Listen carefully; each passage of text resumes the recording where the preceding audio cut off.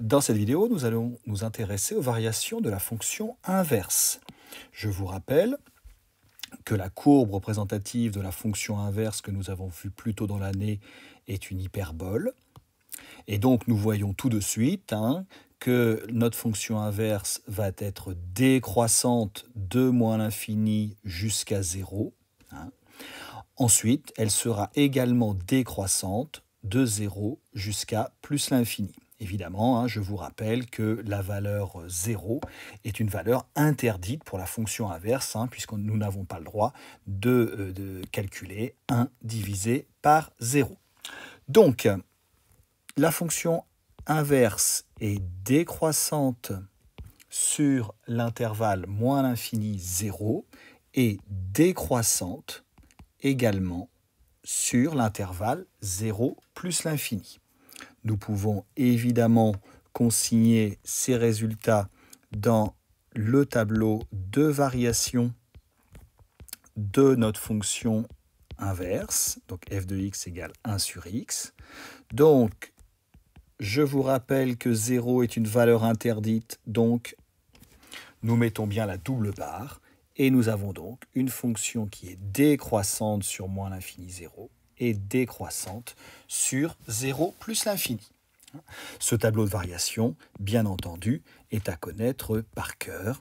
Et là encore, si vous connaissez bien la courbe représentative de la fonction inverse, vous connaîtrez très facilement le tableau de variation. Des conséquences immédiates. Deux nombres réels non nuls de même signe, c'est-à-dire si on prend deux nombres positifs ou deux nombres négatifs, et leurs inverses, comme la fonction inverse est décroissante, seront rangés donc dans des ordres différents. Alors, nous allons voir ça sur deux exemples. Si nous prenons par exemple 1,23 et 1,56, nous voyons que l'inverse de 1,23 va bien être plus grand que l'inverse de 1,56, malgré que 1,23 soit plus petit que 1,56. Et donc nous voyons que l'ordre a changé. Les images sont rangées dans un ordre différent des antécédents, ce qui est évidemment lié à la décroissance de la fonction inverse sur l'intervalle 0 plus l'infini. De même, si nous prenons deux nombres négatifs, si nous prenons par exemple moins 3 qui est plus petit que moins 2, l'inverse de moins 3 sera plus grand que l'inverse de moins 2. Et donc, nous retrouvons à nouveau ce changement d'ordre. Alors, la démonstration du sens de variation de notre fonction inverse.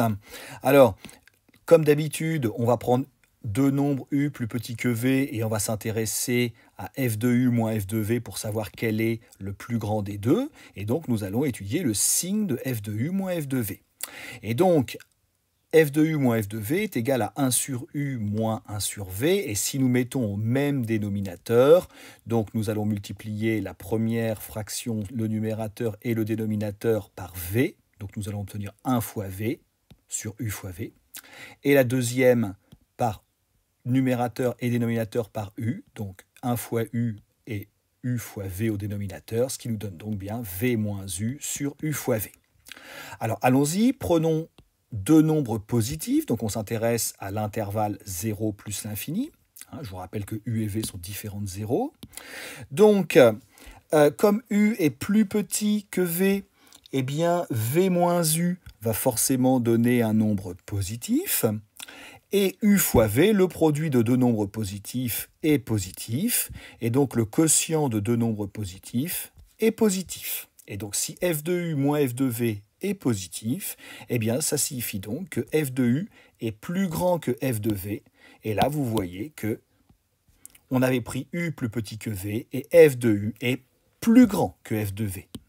L'ordre a changé, ce qui veut donc dire que f est bien décroissante sur l'intervalle 0 plus l'infini. De même, si nous prenons U plus petit que V, mais cette fois-ci U et V négatifs, comme U est plus petit que V, V moins U est toujours positif. Le produit de deux nombres négatifs au dénominateur est positif. Et donc le quotient de deux nombres positifs est positif. Donc là encore, nous voyons que f de U sera plus grand que f de V. Le sens de l'inégalité a changé. Donc la fonction inverse est bien décroissante sur l'intervalle moins l'infini 0.